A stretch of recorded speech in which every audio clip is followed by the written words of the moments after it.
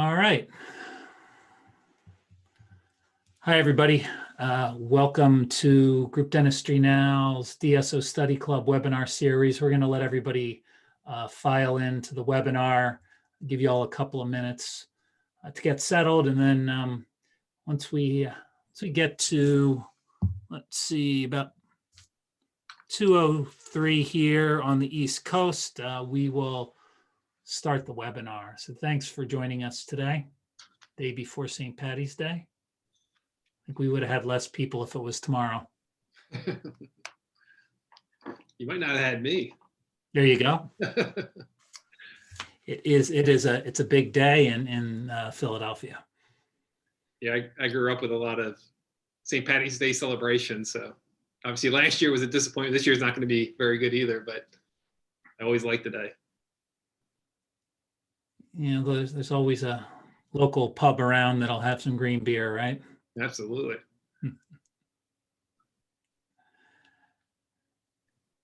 So if you found yourself here today, you are at the How to Find New Patients by Offering Employer Membership Plans Directly to Local Businesses. This is the DSO Study Club webinar series. Thanks for jumping in. Thanks, Dave Monahan from Kleer, for being with us today and putting on this great webinar. Got a lot of great questions too. I was talking to Dave earlier about this, and it looks like, I was counting through here, we had, over, I think about 25 questions from attendees. So we will spend a good chunk of time at the end. Hopefully we'll have about 20-25 minutes at the end to go over questions that have been asked ahead of time, and then any questions that you all may have during the webinar, you can type that in the Q&A section. I just realized I left my door open here. I'm just going to close it while we're waiting. Sounds good.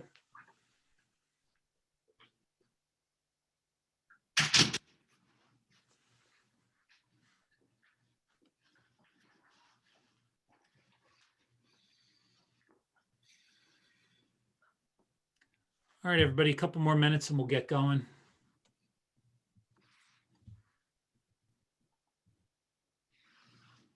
Appreciate everybody being here today.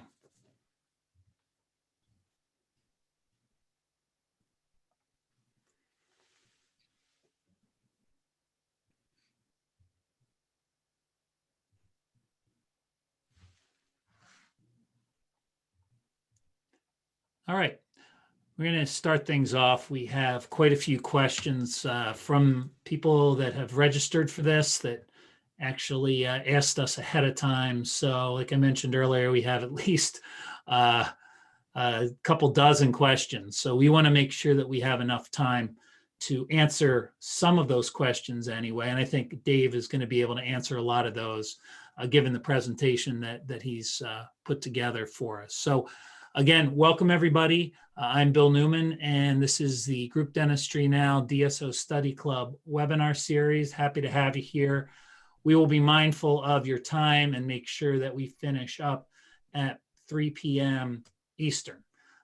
We are going to talk to Dave Monahan today. He is the founder and CEO of Kleer, and Dave is going to talk to us about about Kleer and then some really new employer benefit as well as the benefit to the employees to their membership plan. This is brand new and really interesting. Like I said, by the questions that we received, there's a lot of interest in the offering this to employers, local employers, but then also a lot of questions about how to do that, how do we market it, legal ramifications, all sorts of good things, what it should be priced at. So again, welcome, Dave. Dave Monahan is the founder and CEO of Kleer. I've had Dave on our podcast a couple of times, and first time on our webinar series. Thanks, Dave. Dave has a passion for creating technology-enabled businesses that improve people's lives. Before founding Kleer, Dave served as the CEO of FitLinks, where he created simple and affordable wearable devices that enable patients to monitor and manage chronic conditions. He also worked at a little company you may have heard of called Microsoft, where he developed new product, market, and partnering strategies that helped the company and thousands of its partners grow and improve their profitability. So Dave, I am going to let you take it away for now, and then I'll jump back in for the Q&A. Great. Thanks, Phil. I appreciate it, the intro. And thanks everybody for joining us today. If you don't know Kleer, Kleer is a platform for creating membership plans you can offer to your patients. We just announced just a month or two ago that we're going to expand the platform to include employer membership plans. And I'll get into the details of that and the difference between consumer and employer. But the idea is you can create your own plan, offer it directly to local businesses around your practice or practices. What I'm going to go through, the majority of this webinar is going to be the market research we had done. So we are very much into market research and data and really understanding things before we get into it. It's exactly what we did actually before we launched Kleer. We spent about 6 months on market research on dental practices and on consumers and uninsured consumers to develop Kleer, the initial version of Kleer. We did the same thing when we decided that the business market would be a good opportunity for us to get involved with. So let me just show you sort of at a high level what the sort of methodology we use for our research. So as I mentioned, our objective was to understand dental benefits market, the employer dental benefits market, and see if there's areas of opportunity. And we did third-party research and study. So we looked at all the sort of the research that had already been done in the space and sort of collected that and sort of summarized it. We then took some of the lessons learned from there and we did focus groups. So we actually brought in small business, either CEOs or owners or executives who were the decision makers at these small businesses, both ones that had bought dental insurance and ones that had not. And we wanted to get sort of, is there a difference between the two, how they think about dental benefits for their employees. And then we also did a national panel or national survey across uninsured and insured small business decision makers. And we split it by blue collar, white collar, and we also balanced it for industry. So we get a good sort of overall view of, do attitudes and sort of, just things change, if you're depending on what industry you're in. And I'll show some of that data in a few minutes. So just give you a high level view of sort of what we did in order to try to understand this market. And what you'll see is as I go through this research, once I show you sort of what we developed and how we can help you engage directly with local businesses, we built all this into the product and into the services we're going to offer. So starting with a real high level overview, you may know some of this, but it's always good to go through it. And also some of the numbers are pretty amazing. But first is, it's probably the most important thing is employees value dental benefits. And so if you look at, this is consistent, there's been a lot of studies out there as they rank benefits. Number one is medical insurance. Number two is 401k or retirement plans. It's basically the same thing. And number three is dental benefits. So it's very high on their list and they would like to be able to get access to dental benefits. Employers are the key.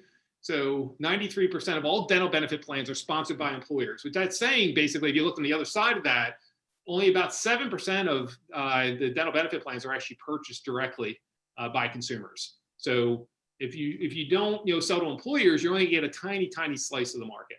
And so employers are absolutely key to this space. It's a very large market. So I've seen numbers ranging from 85 billion all the way up to 100 billion of how much dental insurance premiums are paid each year by employers. Now, the key here is only about 60% of that gets to dental care. So 40% of it is somehow lost in the administration of these dental plans and things like profits and things like that of anybody who's sort of in the middle of between the dentist and the patient. And so lots and lots of money in the market, but not very efficient. It's very stagnant. So about 5 dental insurers control 65% of the market. You could name all 5, I'm sure. And basically the needs of a lot of the market have been ignored. And I'll show you that in the market research. And so, just there hasn't been much change in the marketplace, right, for decades. It's basically dental insurance is what it used to be and it has not changed really at all. And then basically what you'll see again from the research is there's a need for something better.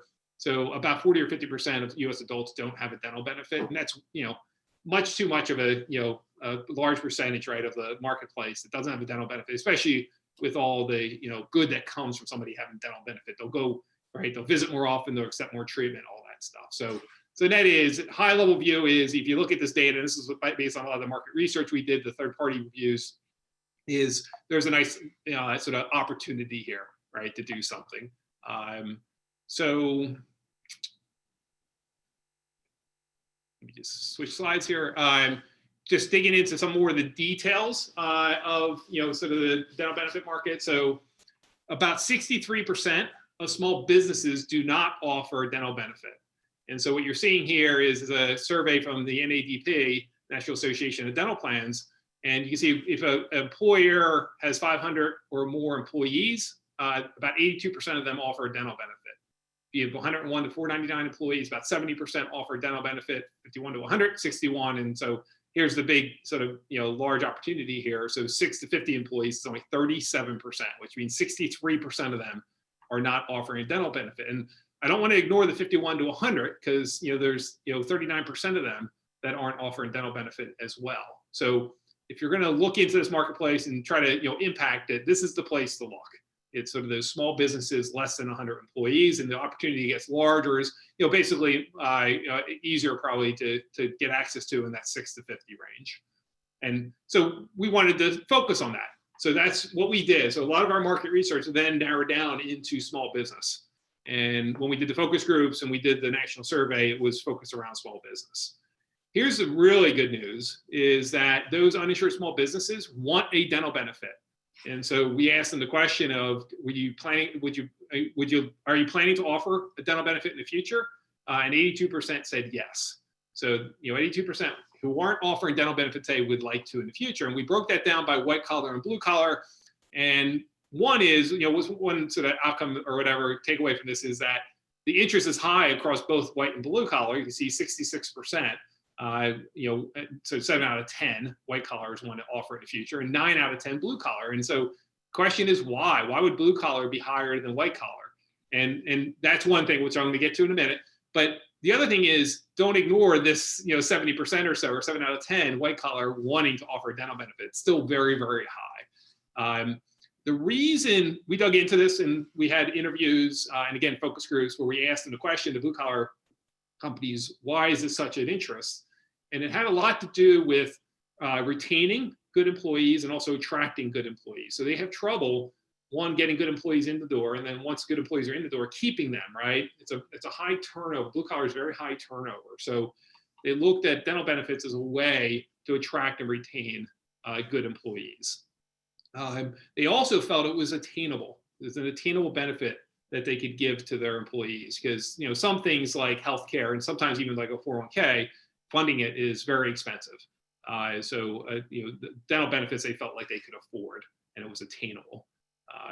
So sort of moving on from that, we then sort of looked into the group that is offering dental benefits. Just there's plenty of opportunity in the ones not offering dental benefits, but this was actually an interesting piece of data we uncovered, which is about 1 in 3 of the small businesses that are insured are likely to switch each year. So you can see across different insurance types here, and I just have squared off the dental insurance part is 21% strongly agree they're going to switch, they're likely to switch benefits in the next year, and 12% are somewhat agree with that statement. So that's about 33% of small businesses that offer dental benefits are thinking about switching. So even if you talk to a business that's offering dental insurance, it's worth a discussion with them to see, are they happy with it, right? What do they like, what do they dislike about it? And is there a chance potentially that you could, cover them directly through your dental practice, which I'll get to in a minute about as far as, how you can do that. But there is a nice opportunity even if they have insurance. So why would they, want to offer a dental benefit? And the number one reason, and next I don't get into the top 5, but the number one reason is that the employees are requesting it. So about 40% of small businesses are planning to offer it because they say their employees are requesting it. And you can see some quotes here from different small employers. So dental demand is becoming greater day by day. We can't keep avoiding this. Some employees get turned off due to dental insurance not being offered. So we want to eliminate that factor. Employees are asking for dental benefits and so on and so forth. So we wanted to dig a little deeper than that. That's interesting, right? That one of the reasons they want to offer it is because employees are asking for it. But we want to understand sort of the value that dental benefit provides for a small business. And this is what they came back to us with. So this was the top 5 reasons they'd want to offer a dental benefit. And look at number 1, right? it shows employees that management cares about them. Now that's directly related to that last slide, right? So employees are asking for it, and the management of these small businesses would like to respond to that and give them something that they've asked for. And one thing to remember in these small businesses is, just like actually, a dental practice is, it's a small business where people know each other and they very much act like families. And so they really, really care about their employees. And so it's not just about business benefits of the dental benefit, it's also about just caring and showing somebody that you care about them. So number one was they care. Very closely related to that, because part of caring is helping them stay healthy. So that was number two. And what's interesting, 3, 4, and 5 are all good things, right? Retaining talent, attracting talent, reducing employee absenteeism. But those 3, 4, and 5 are really about business metrics. And 1 and 2 really aren't, right? I mean, 2 can play into 3, 4, and 5, but that's not what's on top of their mind. The top of their mind is, I care and I'm helping them stay healthy. Now, these things might come from that, right? But just think about that when you're potentially positioning in the future, your dental benefit to a local business it's showing that they care and they're helping employees stay healthy. And then business metrics would follow that as a reason to do it. Next thing we asked them, what's the most appealing attribute of a dental plan? And what is amazing to me is this: when we did the studies of consumers and we asked consumers a similar question, the responses were very similar. And people say this all the time, small businesses act like consumers. And so what's number one on that list, right? Lower cost and affordable. And as we all know, like when you're running a dental practice, it can be tough, right? And you got to watch what you spend. And just like these other small businesses out there, they watch everything they spend. And so net is, affordability is by far the most important thing to them. It's not even close. Look at how far out it is relative to everything else. What's number two? That it's high quality. And when they say high quality benefit, what they really are talking about is the care that they're getting, their employees are getting, right, through the benefit is high quality. So that's by far, the number 2 one. Pay for what we use. So they're very focused on efficiency and not wasting money. So they think that's very important, that money doesn't go to waste. And then look at everything else. You sort of draw, coming off that choice, flexibility, network, full coverage, transparency, so on and so forth. And some of these things you might have thought would be number one. What do we hear all the time, right? Is network, right? We constantly hear that as a critical element of dental coverage. And what these small businesses are saying is, it's not that important relative to the quality of care I get and how affordable it is and how efficient it is. So as you're going to learn with, in the future slides, is what Kleer employee cares about is you offering a dental benefit directly to local businesses, right? And it's just your practice. There's no network. It's your practice offering the benefit to the local business. And what's probably the first thing you're going to say? Well, the employer is going to ask me about my network, right? Well, they may. I'm not going to say that they won't. But remember, they're not offering a benefit right now. So the network of 1 is better than a network of 0. And by the way, if it's affordable and they believe you're going to provide high quality care, that trumps the network, no matter what. So you're basically, and I would be open and upfront with the businesses, there's not a network here, it's just my practice, but I'm going to make it affordable. We're going to get rid of all the waste, right? We're going to make this a direct relationship between my practice and your employer, you as the employer and your employees. And I'm only going to have you pay for what is used. And that will be a huge value proposition to these local businesses, especially if they know you're down the street, right? And they may see you at a Chamber of Commerce meeting. They may see you at a Little League game or something like that, right? So there's a local component to this. So this is really important to understand this, that small businesses are very willing to make that trade-off.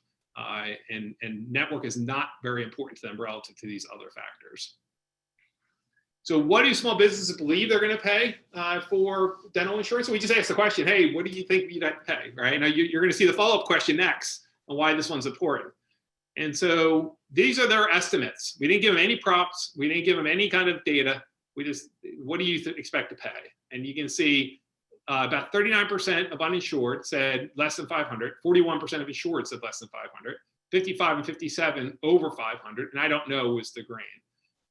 very close, whether you're insured or not insured, right? They're guessing basically the same. And when you average this, it basically says they expect to pay a little over 500 per employee per year. What do they actually pay? It's about 507, the premium plus the deductible. And so here, it's interesting, right? They know the market. And what we've learned is they know a lot about dental insurance. And actually, they've investigated it and they've looked into it and they decided it's not for them. And one of the reasons is this price point. So most businesses can't afford that. And so, it's very interesting that they know sort of what the market is and have decided not to sort of, play in the market. So we asked them, what would you like to pay? And this is what the information we got back. So classic distribution, right? So down on the left-hand side, I don't want to pay anything, but I would allow my employees to sign up. I'll pass it on to them, right? So that's 2%. 4% said I'd throw in $50. Better than nothing, right? It'd be nice, employees is currently getting nothing and now they're getting 50. That's great. 100, 150. The average is right between 2 and 300, as you can see, like that's sort of the spike in the curve. And then, plenty of companies out here, almost 30% who would say they pay more than 400. And so what's this telling you? This is telling you really two things. One is what on average they would pay. Let's say it's 250, let's split the difference, which is half of what insurance costs, right? Number two is they're saying, I need flexibility, right? Some businesses can only give 50. Some businesses can give 500. It's not cookie cutter. They're all going to be a little bit different. So they want flexibility in how they pay or how much they pay for dental coverage. So we basically took all that research and we boiled it down and we presented back to the small businesses a concept. So what we heard from them as I went through, I didn't go through all of these things, but this is what we heard from them. They want it to be more affordable. They want it to cost $200 to $300 a year. They don't want things like, not a surprise, the reason I didn't cover it. They don't want deductibles or waiting periods or pre-approvals. They knew about all those things and they absolutely hated that those things are in place. They want less waste. They don't want a middleman in the way, wasting money along the way. And they want basically as part of that, they want all the funds applied to care. They don't want it going somewhere else. They want better care is a term they were using. They all know about annual maximums.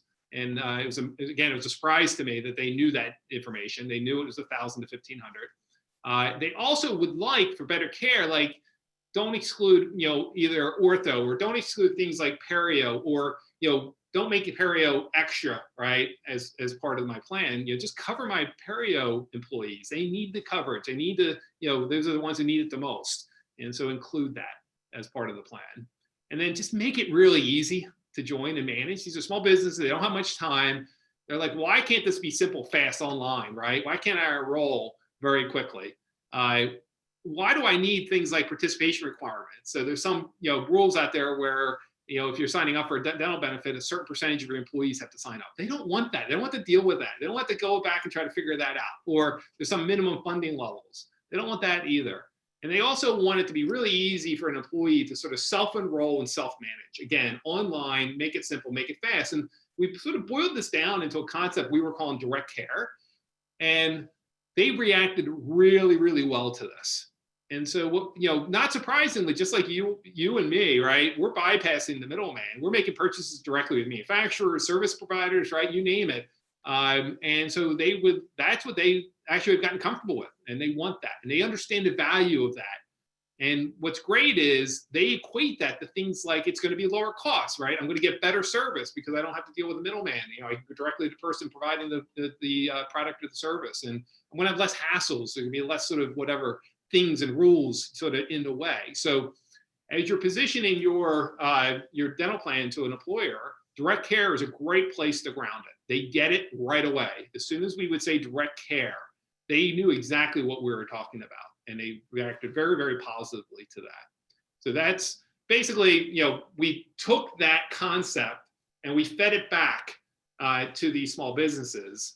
And so we described the idea, and we sort of defined direct care as a dental practice offering you a dental benefit directly. And we said that's direct care, and you get all your support and service and everything directly from the dental practice. And we then compared it to dental insurance. We didn't have to do much comparison there. They already knew what dental insurance was.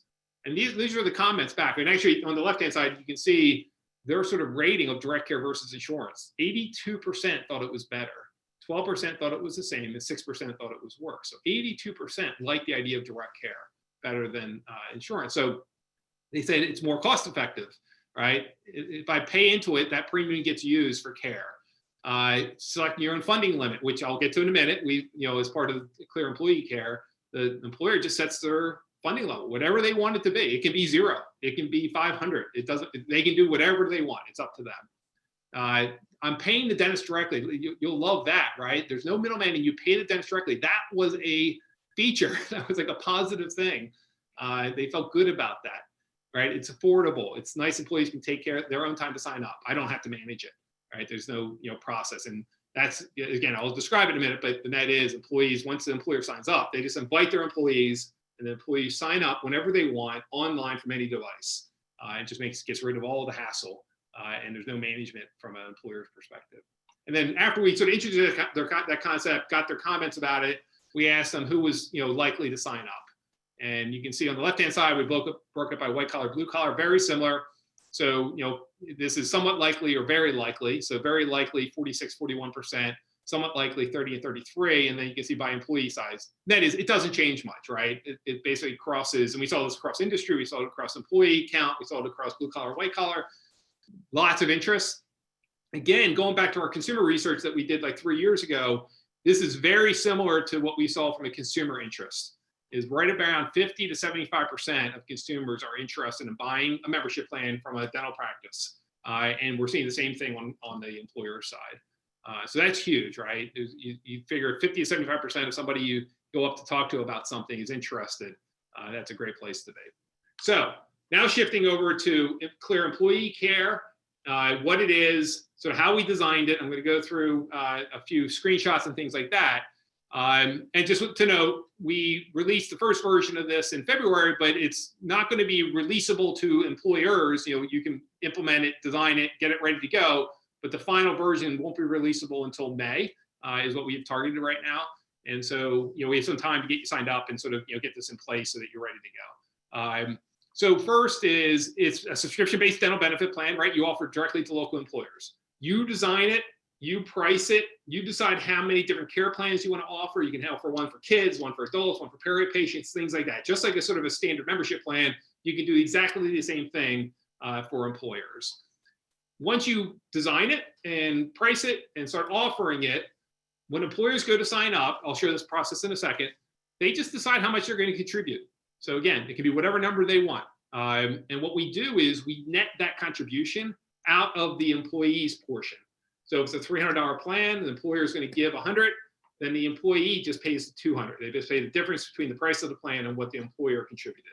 And on the back end, your practices get both payments streamed into your bank account automatically and electronically.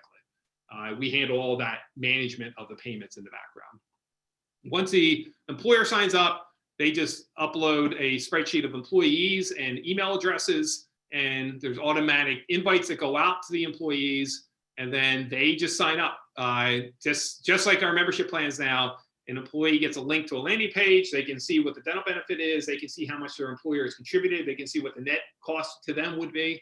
And if they're good to go, they hit join, and they basically register themselves and put a payment method in and pay. But they can do it from any device. It's a very simple process. It can be signed up in a minute. And then we're managing the platform. So we did a lot of legal work prior to putting this together. So we're going to be HIPAA compliant, ERISA, COBRA, and there's some laws out there called direct primary care that we're going to be compliant with as well.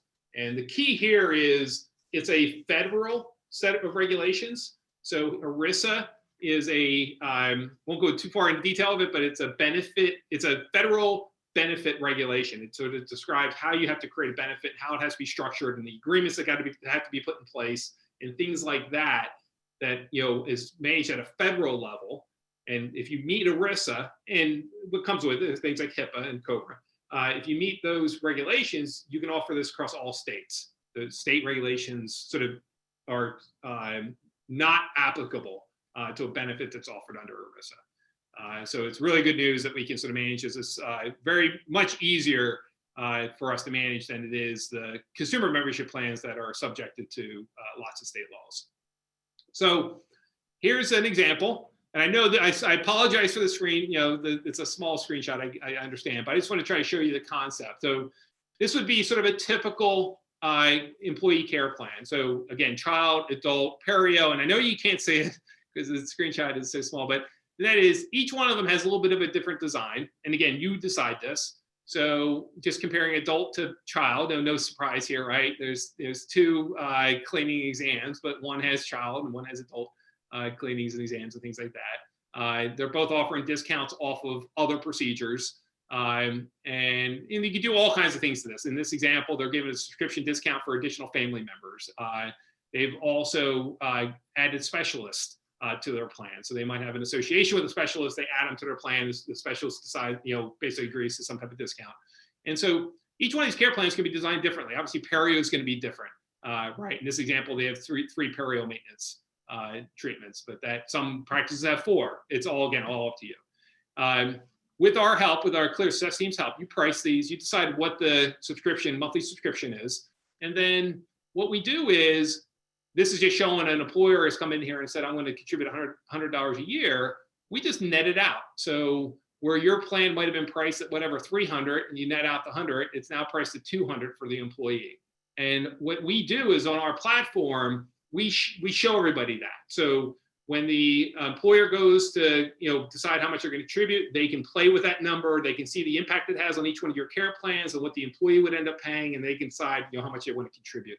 When the employee comes in to purchase the plan, they'll see the care plans with what they have to pay with the contribution netted out. So we make it very plain and easy to understand what's been contributed and what is the net to the employee for purchasing the care plan. And what ends up happening here is, as an employee joins, if they have family members, obviously they might each have a different care plan. And it's up for them to decide which care plan they're going to purchase. And then if they do make a mistake, let's say they bought a perio plan for somebody who doesn't need perio care, then you just make the change on the back end. So your team has access to the Kleer platform. It's very easy to make the change, and we'll handle the refund and sort of the application of whatever the new fee is. Very, very simple to do those types of things. So just walking through, again, I know these screenshots are a little bit small, but I just want to give you a feeling for the product itself. This is a view of our portal that we provide to a dental practice. And what you're seeing here is where they designed their membership plan. And in our portal, you have one tab for consumer membership plan. So the one you're going to offer directly to patients who walk in the door. And then you have one for employer. You're going to offer to employers. You can keep them the same, or you can make them different. It's up to you. But with our team's help, we'll help you design and price the plan, how many care plans you want, what the subscription price is, how much of discount to offer, and all that good stuff. Once you set up your plan, it's real easy to invite and manage employers from inside the same portal. So this is just a tab that says employers, and there's among other tabs in our portal. But what you'll see is here are all the employers that you've either invited and they're in the process of signing up, or invited and they've already become active. You'll see when they enrolled. You'll see how many members they've put onto your platform and joined, how many employees they brought into your practice, and the payments they've made. And also, we're going to capture how many employees they have. So you can take a look and say, hey, we got 30 members, they have 45 employees. Maybe I want to reach out to the employer and find out, is there an opportunity to get those other 15 enrolled? So just really easy, to sort of manage the employers that are joining your plan. You also can invite employers from this page. And actually, I don't have a screenshot for it, but if you hit invite employer, another screen comes up. It has a canned email that you can edit if you want. And you can just enter an employer, a contact an employer's name and email address, and it will send it off to the employer. We provide lots of different marketing materials. This is just a small sample. We have an employer marketing playbook. It's about a 10-page document. It will show you how to market to local employers. We get questions about, is Kleer going to do marketing? In the beginning, the answer is going to be no. We're going to give you all the tools to market to local employers. We're going to see how that goes. We may get into the marketing game down the road, but for the beginning, it's going to be giving you the tools to market to local businesses. Again, we're going to have a playbook that shows you step-by-step how to do that. We're going to give you things like a landing page where the employers can go. They can see your benefit. They can enter the contribution amount. They can see the impact it has on the care plans and the price to the employees. We're going to do things like give you brochures you can hand out to the employers, customized for your plan. So as you customize your plan, these brochures will be customized for that. Things like widgets you can put onto your website. We have a talk track you can use of how to talk to an employer. We have a presentation that you can give to employers, email templates, postcard templates, social media templates, and a video. So we're really trying to give you all the materials you need to market to local businesses, including the instructions for doing it. I mentioned the landing page. So just to give a little closer view of this, it's real simple for an employer to enroll. That's the landing page. So when you send an email out to them, they'll have a link to this landing page, which is customized for your plan. And then their sign up is really simple. They give us a company profile. They set how much they want to contribute towards the care plan. And then they just enter a payment method that we're going to charge each time an employee joins. So very, very simple. They can be up and going in 5 or 10 minutes. Once they're joined, they have an employer portal where they can invite employees and they can manage their benefit. So they can see, so this is the employer's view into the data. They can see, how many employees are active and how many members have joined, the payments they've made. They get notifications when an employee joins. They can see, they can change their payment methods they'd like. They can see what the dental plan looks like and some of the details. We even, on the dental plan tab, we give them all the legal documents they need to make sure that, when this is put in place, they're covered and they can, do whatever they want. If they want to, whatever, do with those legal documents they can do. It's all customized for the plan that you're offering to them. We give them employee communication tools, which I think is on the next slide. So we're actually giving them a brochure that they can email to their employees. We give them a landing page they can send to their employees where the employees can join. We're also, it's not showing this, we're going to give them a playbook as well about how to promote this to their employees. So just trying to make it really easy for them to join and then send out communication to their employees about the benefit and get them to join. Employee enrollment, again, is fast and simple, just like employer. So this is the employees landing page. So when they get invited by the employer, they see a summary of the contribution the employer is making. And then they also see the care plans being offered. And this is netting out again the price of the plan to the employee. So as you see here, like, let's say the care plans are priced at $200, $300, $400. If the employer contributes $300 to the plan, the child complete is going to be $0 for them to pay, right? The adult complete will be $0. And the perio, I didn't do the math, but it's going to be $100 for the year. So it will, and we just break that down by month in this view. So one might be quote unquote free, like perio may cost them a little extra. And so with that contribution they provide is going to be applied to that subscription. But anything that's over that, that contribution is the employee's responsibility to pay. This is just some quick screenshots of employee enrollment. So again, really simple. They just create an account like they've done, a million times with different apps. They select the care plan. We ask them a couple questions, by the way, to down select on which care plans are applicable to them. So we'll ask them their age, or not their age, we'll ask them their birth date, and then we'll ask them if they've been diagnosed with periodontal disease or gum disease. And so depending on their answers, we give them the care plan that's most applicable to them. Again, if they make a mistake, you can always change this when they come into your practice, and then they just enter their payment method. And that can be credit card, debit card, and ACH. And so this last slide, I think before we shift over to the Q&A, with all of that said, we also have a whole nother business that we've been running for 3 years. We have over 4,500 dentists on the platform and across 50 states. We've had a major impact. What we see is membership plan patients come in 2 to 3 times more often, and the net production per patient is over 2x an uninsured patient. And I know you can't see this graph, but it shows the impact on hygiene, on treatment, and then on total production, the hygiene plus the treatment. And what we're seeing with membership plan patients is, on average, they're doing about $1,200 a year, where a uninsured patient does about $700 or so, $600 to $700. So we're seeing like a doubling of production for patients. I'm sorry, that's $600 a year for uninsured. And so we have everything you need to set this up, offer it, just like I showed on the marketing side with the employer care. We have the same things like landing pages and brochures and email templates and social media posts and all that good stuff. So we make it really easy for you to offer a membership plan to your uninsured patients that are currently in your practice and increase their visits and their production of your existing patients, and then also go out and offer to local businesses and a membership plan that brings in new patients. And my last slide before we move to Q&A, our suggestion, so the employer care right now is slated to be out in May, but the guidance we're giving practices right now is get started. You get what we call Kleer consumer care in place right now, right, and increase the existing patient loyalty visits production. We can help you design your employee care program now, and then you can launch it when it's fully releasable in May. And then obviously that'll let you go out and find new patients, from local employers. And if you'd like to learn more, see more, details and ask questions, you can see that URL down there, go.kleer.com/GDN-webinar. And we can set up a demo. It's a one-on-one demo, virtual, and you can ask whatever questions you want and go through more details of what I just showed. And I'll hand it back to you, Bill, for Q&A. Thanks, Dave. Yeah, you got through that pretty quickly. You've given us, gave us a lot of information, and I think we've got about 19 minutes left for Q&A, and we're going to need it. We've got some questions that came in while you were speaking, and then, like I said, we also had some questions that were sent in ahead of time. So let's take a look here.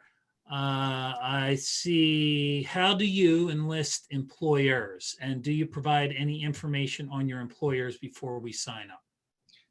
So you can see we provide marketing materials, right, and everything you need. So we've actually already have dental practices using that presentation I mentioned, going to chambers of commerce and presenting their dental plan to chambers of commerce. So we can get you going, right, with those types of things. I didn't show it on the slides yet, but we're actually working on a tool that will enable you to identify small businesses around your dental practices. So it's going to be a tool that's offered on the Kleer portal, and basically you can put in, we haven't finalized the design, but let's say you put in a zip code or an address and say, okay, I want to identify all the small businesses that are within 5 miles of my dental practice.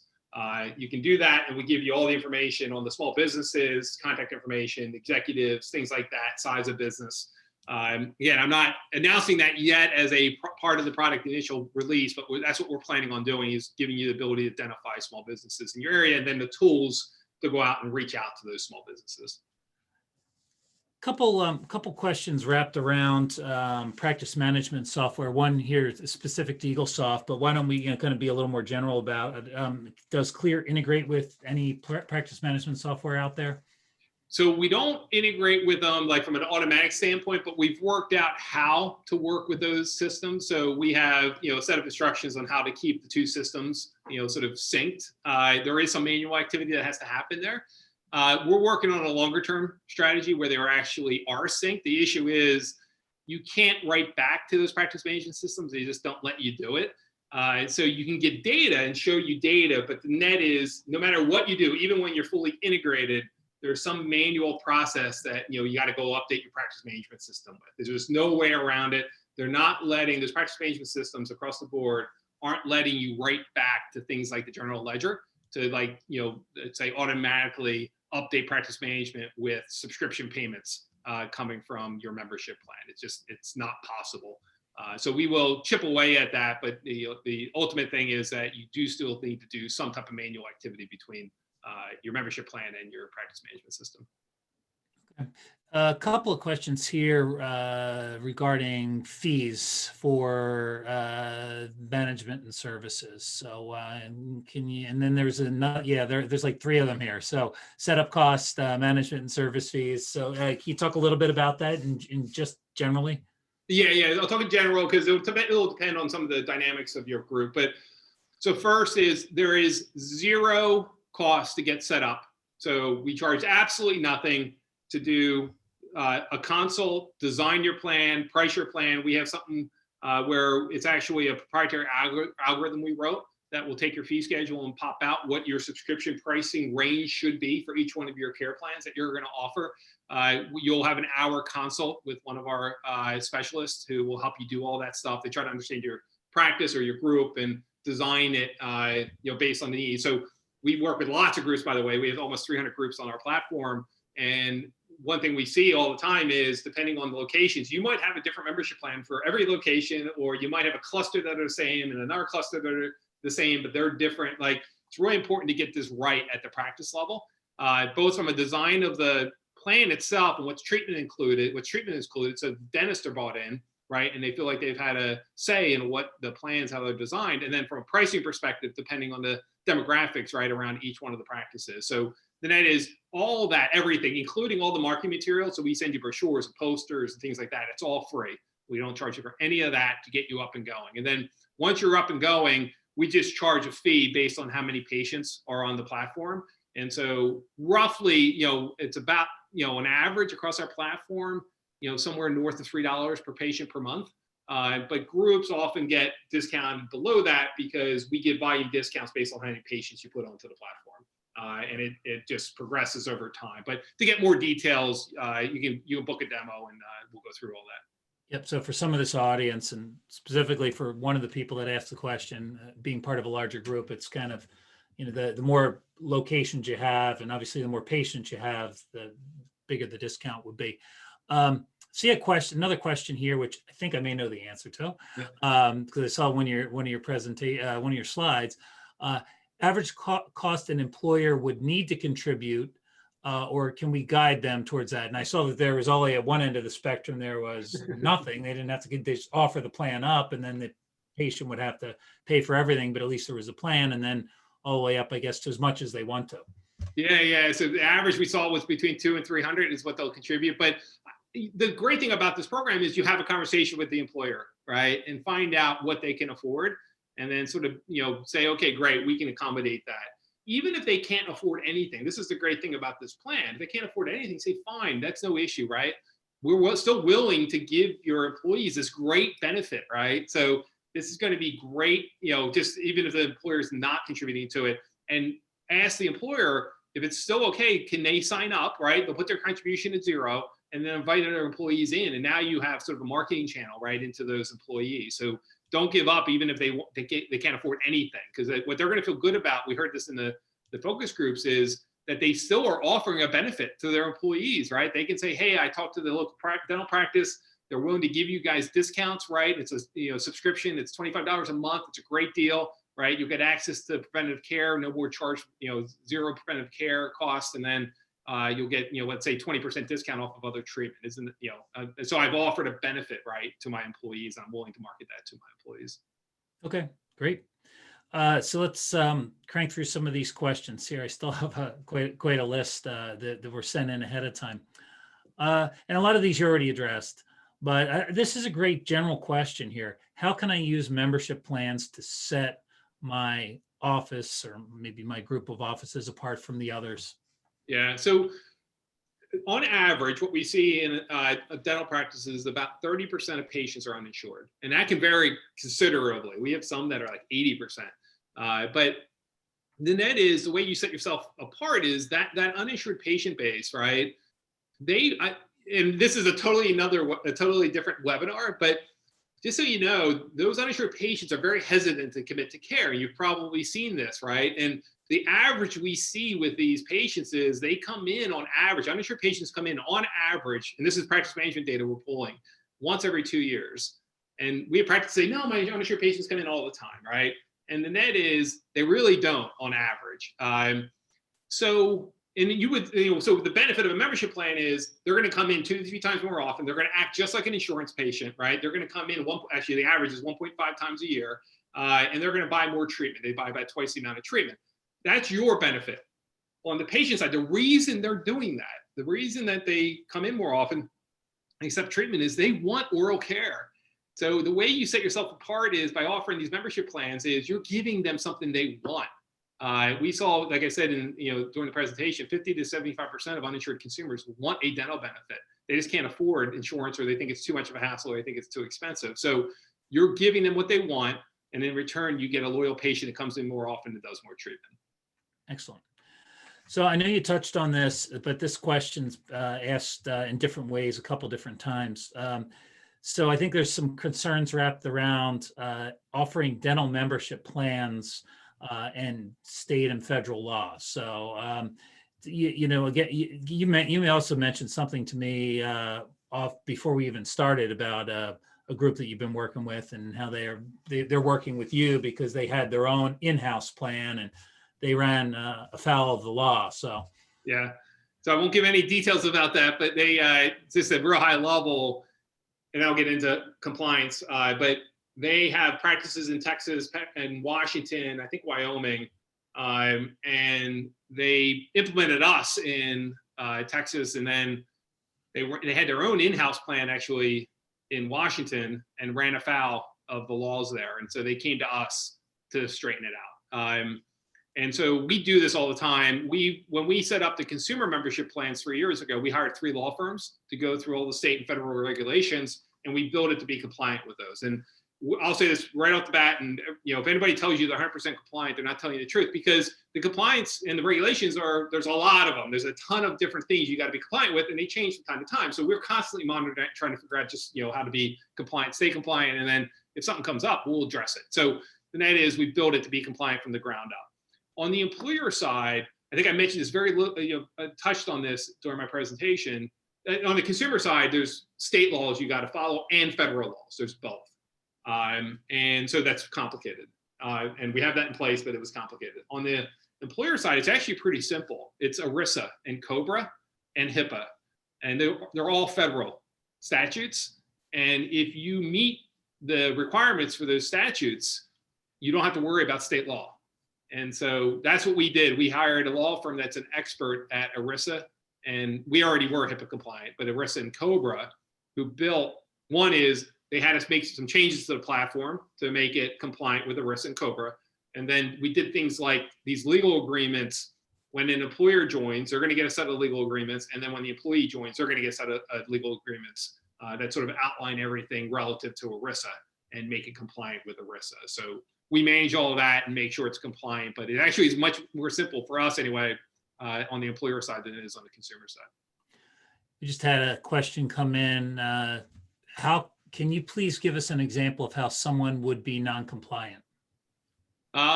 This is a long list. So let's say one classic one we see over and over and over again is when you offer a discount plan versus a membership plan. So let me tell you the difference. A discount plan is when a patient pays, let's say $99, right? And it's a typical price point. And when they pay $99, they get access to discounts. And so seems simple enough. Seems like, why would that cause any kind of legal issues? The reason it causes legal issues is that $99 doesn't get them any care. They're not paying for care, right? They're paying for access to a network of dentists or your practice and access to discounts. There's lots of laws that forbid that. And so we see these over and over again in in-house plans. And actually that was the issue, by the way, with the one I mentioned, the group I mentioned was doing exactly that. Okay. And so a membership plan is very different in that the patient is paying a subscription, but it's for care. So that, let's say they're paying $25, $30 a month, that goes to their preventative care, and they don't pay any more money for preventative care. It's included, right? So when you think about it, it's a little bit of a payment plan for preventative care, and in addition, they get discounts off of other treatment. So it's like, you would say, well, that sounds pretty simple, but it's really important from a legal perspective. So I see that one bill over and over and over again, where people are charging for access to something that's not care, just access to discounts. Okay. All right. Great. So a couple questions again, kind of similar about, well, here's one that we touched on a little bit. What would you recommend? There was the question, well, how much, should an employer pay, which could, again, could be zero, could be, $500, whatever. What is there a recommendation? I mean, have you found like something that, you're kind of targeting these smaller employers? Is there, I know you showed a bar chart. There's a comfort zone typically for what they'd be willing to pay? Yeah, there might be two parts to that question is how much should my subscription be? And number two is how much should the employer pay? So maybe I'll break those two down. So on the subscription side, how much you price the subscription is very dependent on your location and demographics, and also the type of practice you're running. And so I've mentioned that algorithm we've created. So we actually have an algorithm that will calculate a range for you. So it'll take your fee schedule, and we built this algorithm based on the success of the dental practices and thousands of dental practices on our platform. and found out where the right price points are depending on your fee schedule profile. And so the net is we'll give you a range. We'll say, we'll come back and we call it smart pricing. And we'll say let's say your adult plan should be priced anywhere between $27 and $32. It'll give a range like that. And then our consultant will have a conversation with you about your dental practice, what you're trying to do with your membership plan. So one strategy can be, look, I want to be profitable from this get-go, right? I want to, I don't care if it's hygiene or anything they're paying, it's got to be, profitable. Great, let's go to the $32. Another strategy might be, you know what, I just want to have high volume. I don't mind taking a little bit of a loss on hygiene. And we might say, okay, $27, right? Again, it depends on your demographic. So in that range, we'll pick a spot that makes sense for your practice. So that's how we end up helping you price the plan. As far as the employer is concerned, the key part of this is that they have flexibility. So one is they want to understand how much your plan is going to cost, right? And so let's say your adult plan is $300. That's important to them. Okay, 300 is better than 500, right? That they're typically expecting. I told you, their sort of average is they expect to pay 500. So great, 300, yeah, that's it. That's great, right? Price point. And it's not just 300, it's 300 plus. You fund it however you want. You decide, right?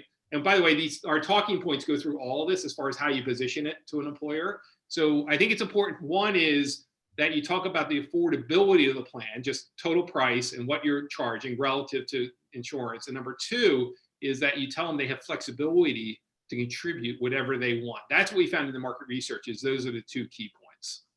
Okay, great. So we've got about 4 minutes left. There were actually two questions here.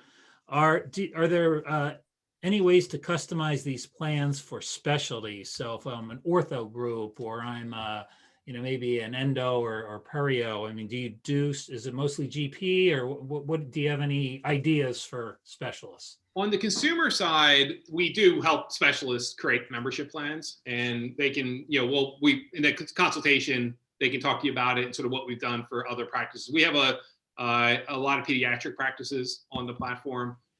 We have some endo. We have perio does very well.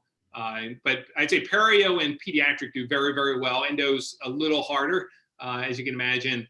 And then orthodontics just we haven't figured it out yet, is because it's so custom. Okay, that's fair. So anyway, that's sort of at a high level. As far as, I would say 80 to 90% of the practices on our platform are general. And so that's sort of the sweet spot. And what we do is with general is they can add specialists to their plan. So if a generalist near you is offered a Kleer plan, they can add you to their plan. So you're a benefit underneath their membership plan. Okay, that's good. We may have time for two more questions. So although this one, we have 3 minutes left, this might take up all the time. I've seen this again, a couple of questions that came in earlier, and then one that was just asked. They all touch on give us some tips on approaching employers, because it sounds like a great idea, but it's sales, right? So how do you approach them? And somebody even said based on COVID and a lot of the people working remotely, what are some good tips until things get back to normal? Yeah, and I probably should have printed out the playbook, but just from memory, and you'll have this playbook if you join, but we sort of broke it into 2 steps, all right? First step is market internally. So talk to your patients. You'll be surprised how many of them work for small businesses, right? I don't know if everybody knows, but the majority of people work for small businesses. So one is you're going to find a number of your patients are either owners or executives of small businesses who aren't offering dental benefits or are offering dental benefits they're not happy with. And number 2 is you're going to find employees that aren't getting dental benefits who are very happy to take your program to their small business. So that's number 1 is just talk to your patients, have a conversation, right? In addition to that, putting promotional materials around your office, and we'll be providing those things like brochures, like things on your website, right, that broadcast it. And just net is, and I know that's external, but the net is they're very easy things to put in place very quickly. We'll give you the tools to do that. And that's the place to start. Start getting comfortable, right? That you understand your plan, you can position it properly. We have a talk track you can have and all that good stuff. Then second part is then going external. And external can be a number of things, but when you go external, our suggestion is put somebody in charge of it. So you can either hire somebody. We know groups already who are going to have to hire somebody, or somebody who's part-time in your practice or practices who can, start making some calls and start sort of, generating some activity. So the activity you can generate is from, joining the chambers of commerce, right? That are local. They still have virtual meetings, right? Eventually they're going to be in person. It's not that far off, but start to get involved with chambers of commerce and other small businesses. Join Facebook small business groups. Join LinkedIn small business groups. Start to post things about your plan, right? Start to generate some interest there. I talked about this small business finder tool. Once you have that, we have that in place, you can start to have somebody, start to go through that list, right? You can send postcards to them. We'll be providing templates. You can send emails to them. You can call them, right? But the key is having somebody in charge of that and being comfortable with your plan. But again, we'll outline all of that in the playbook. It's actually pretty simple. It's pretty simple steps. And what we tell people is don't think of it as selling. We know dental practices hate selling, but that is what you're doing is offering them a benefit that they want. So positioned properly, you're not selling it all. Excellent. All right, I think we're at the top of the hour. So there are several questions we weren't able to get to, but Dave and his team will have access to the questions and they'll be able to contact you directly. Thanks for all the great questions today, and thanks to Dave Monahan for taking some time to talk about this. This is really exciting. And you'll find the recording of this webinar will be on the Group Dentistry Now website. So if you missed anything, if you want to click on the go.kleer.com/GDN-webinar, or you want to find that URL, it'll be on our website and you can get the demo. Any parting remarks, Dave? No, except just don't be afraid of this. This is a big opportunity for groups, especially groups, because you have multiple offices to offer to the employers. Just get going. It's time to start sort of mixing or whatever, shaking up this market and going direct to employers. Excellent. Well, thanks again, Dave. And thanks to Kleer and everybody for joining us on this Tuesday. Again, if you missed any of this, or if you just want a refresher, make sure you come to our website. We should have it posted later this evening. And till the next time, I'm Bill Newman, and I appreciate you joining the DSO Study Club on Group Dentistry Now. Thanks, Dave. Oh, yeah. Thanks, Bill.